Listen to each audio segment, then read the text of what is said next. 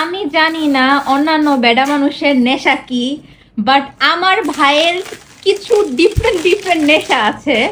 যেমন তার নেশার মধ্যে প্রথম হচ্ছে কম্পিউটার।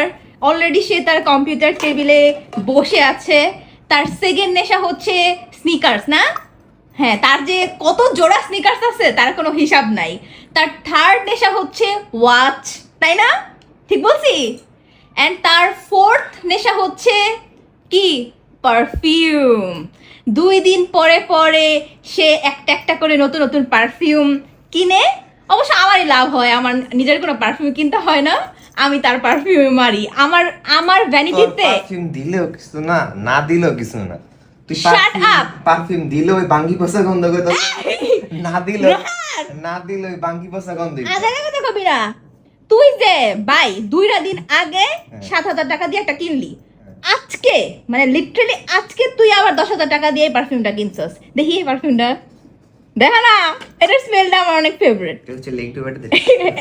গাইস, এটার ডিজাইনটা আমি তোমাদের দেখাই, তোমরা একটু দেখো। তোমরা কি কিছু বুঝতেছো?